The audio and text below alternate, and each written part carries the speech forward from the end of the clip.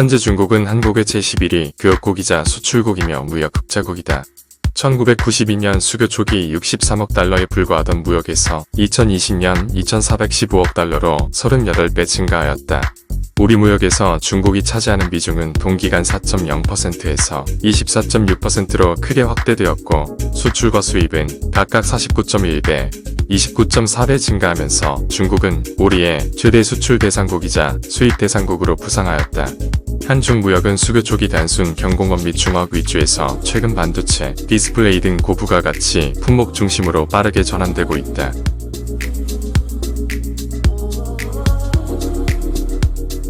2020년 초 발발한 코로나19의 충격으로 글로벌 경기는 침체기에 접어들었으나 중국은 발발 초기 강력한 중앙 통제와 대무역 안정, 내수 진작 정책으로 세계에서 가장 빠르게 경기 회복을 이뤄냈다. 중국 내에서의 생산 및 소비는 큰 폭으로 회복됐으나 해외는 코로나19 재확산세가 이어지고 있어 정상적인 조업 재개가 어려웠다. 이에 해외의 방역 물자 수요와 기존 인도, 동남아로 전이된 생산 수요가 중국으로 집중돼 2020년 중국 대외무역은 V자형 반등을 시현하며 회복했다. 2020년 기준 중국의 수출입 규모는 32조 1,600억 위안 규모로 사상 최대치를 기록하며 세계에서 유일하게 대외무역 플러스 성장을 달성했다.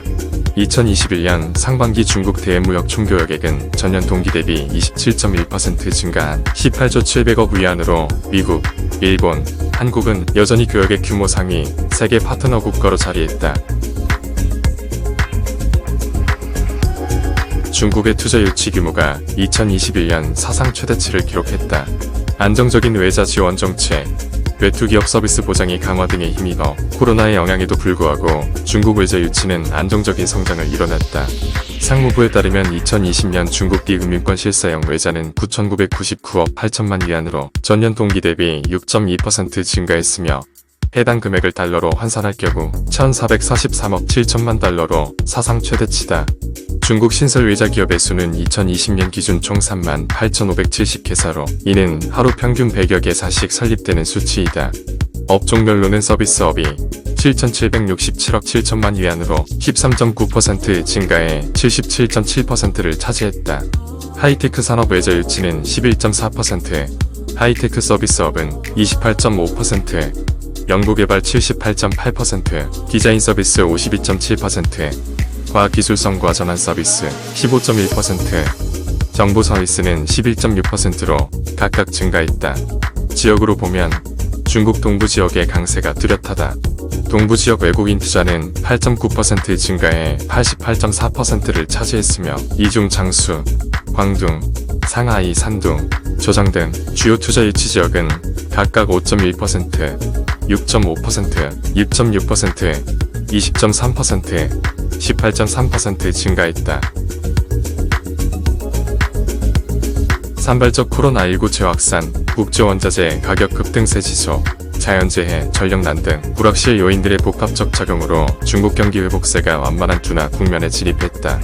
2021년 1월부터 9월 누계 기준 중국 국내 총생산액은 전년 동기 대비 9.8% 증가한 82조 3,131억 위안으로 집계됐다.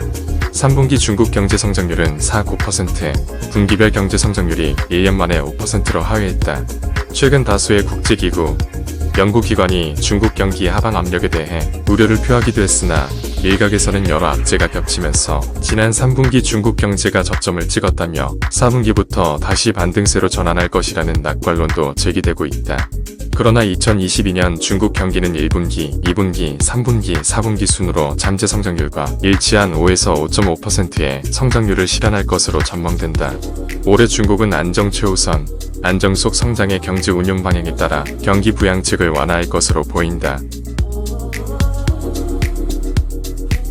2020년 중국 국내 총생산이 미국의 70%를 돌파한 데 이어 지난해에는 80%까지 치고 올라갔다.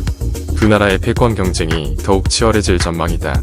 중국 국가통계국에 따르면 지난해 중국의 명목 GDP는 114조 3,670억 위안을 기록해 전년보다 8.1% 늘었다. 지난해 중국 위안화 평균 환율 추정치인 1달러당 6.46 위안을 적용하면 17조 7천억 달러가 된다. 한중 무역 품목이 반도체, 디스플레이 등으로 전환되면서 한국이 중국에 비교 우위를 가진 고부가 가치의 핵심 중간재를 공급하며 한국의 주력 산업이 성장하는 동시에 중국도 산업 고도화 전략을 성공적으로 달성하였다. 교역 내 산업 특화 정도를 나타내는 무역 특화 지수 분석 결과 중고위 기술 및 첨단 기술 산업은 우리나라의 상대적 경쟁 우위에서 경합으로 변화하였다. 중고위 기술 산업은 화학, 일반 기계, 자동차, 전기기계, 기타 소송기계의 무역 특화 지수가 모두 감소하며 경쟁 관계가 심화되었다. 첨단 기술 산업은 항공우주 의료정밀광학 기계의 경합이 심화된 것으로 나타났다. 중국의 고위 기술 산업 수출이 늘어나며 해당 산업군의 양국 간 산업 내 무역도 증가했다. 또 나아가 중국 전기차 시장이 점차 커지고 있다. 2021년 중국 전기차 판매량이 350만 대를 돌파했다. 지난해 중국에서 판매된 전체 차량 중 전기차가 13.3%를 차지했다. 2020년 5%대였던 전기차 비중이 1년 새 13%대로 급등했다.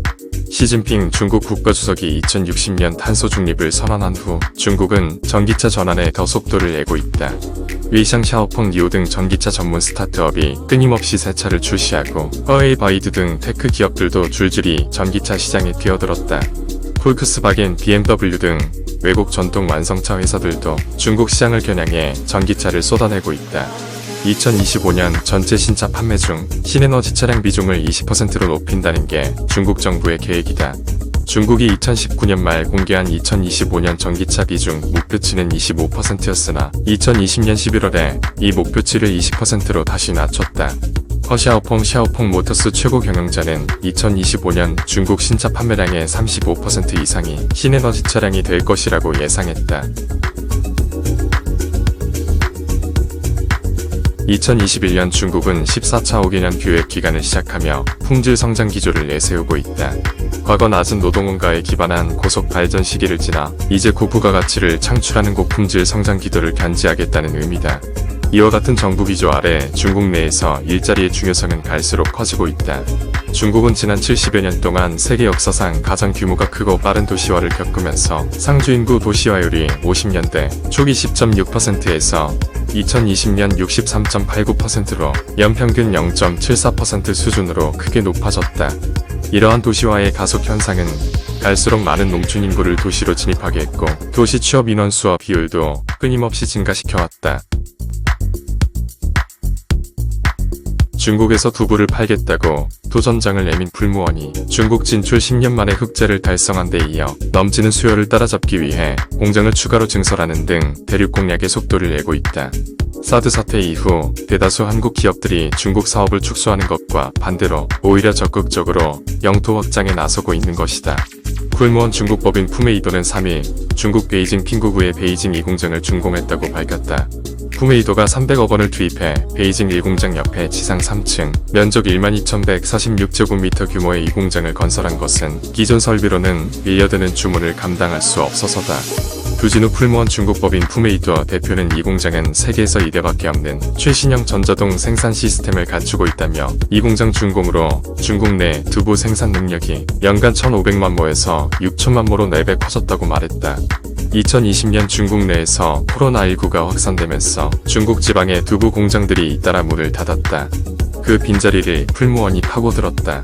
직원들 가족까지 동원해 공장을 풀가동해 봉쇄지역 등에 두부를 공급했다. 매출이 급격히 증가하고 거래처와 신뢰가 쌓이기 시작했다. 농심의 2021년 상반기 매출은 1억 3천만 달러를 올렸고 연말까지 2억 8천만 달러에 이를 것으로 보인다. 그동안 누적 매출도 상반기를 기점으로 20억 달러를 넘어섰다. 농심이 중국에서 독자적으로 사업을 시작한 99년 첫해 매출은 700만 달러에 불과했다. 하지만 신라면이 대표적인 K푸드로 자리를 잡으면서 20년간 약 40배 성장했다. 가장 효과적인 현지화된 마케팅은 바둑 대회였다. 농심이 99년 한국 기원과 함께 농심 신라면배 세계 바둑 추강전을 열자 바둑에 대한 관심이 높은 중국인들의 이목을 집중시켰다. 기업의 제품명을 바둑 대회 타이틀로 내세운 것은 신라면배가 처음이었다. 첫 번째 대회부터 한국의 조은현 이창호, 중국의 마샤오 춘창하오, 일본의 요다 노리모토 등 세계 정상급 기사들이 참가해 실력을 겨뤘다. 신라면배 바둑 대회는 중국 언론사들의 취재 열기도 뜨거웠다. 중국이 처음 우승했던 제고에 대해는 중국 전역 700여 개 언론사를 통해 집중적으로 보도됐다. 농심은 당시 수백억 원에 달하는 마케팅 효과를 거둔 것으로 분석한다. 한국 민간 싱크탱크인 동아시아연구원과 일본 비영리 싱크탱크인 갤런 MPO가 한국인 1,000명을 상대로 조사해 지난 9월 말 발표한 결과에 따르면 중국에 대해 부정적인 인식을 갖고 있는 응답자는 지난해 59.4%에서 올해 73.8%로 증가했다. 반면 긍정적인 인식은 16.3%에서 10.7%로 감소했다. 체제가 다른 이웃 강대국의 부상에 따른 자연스러운 경계심은 어쩔 수 없다 치더라도 현 중국 지도부의 강경한 대외정책 기조와 홍콩의 급속한 중국화 양상을 보면서 중국에 대한 한국인의 거리감과 이질감은 갈수록 커지는 양상이다. 2021년 한중 당국 간 대화는 정상회담만 없었을 뿐 사드 이전 수준으로 회복됐다는 평가가 나올 정도로 활발했지만 국민 정서의 골을 메우지 못하면 양국 관계 발전에는 한계가 있다는 지적이 많다. 6.25 전쟁이 만든 적대관계를 이어가던 양국은 포스트 냉전의 훈풍을 타고 1992년 8월 24일 외교관계를 수립했다.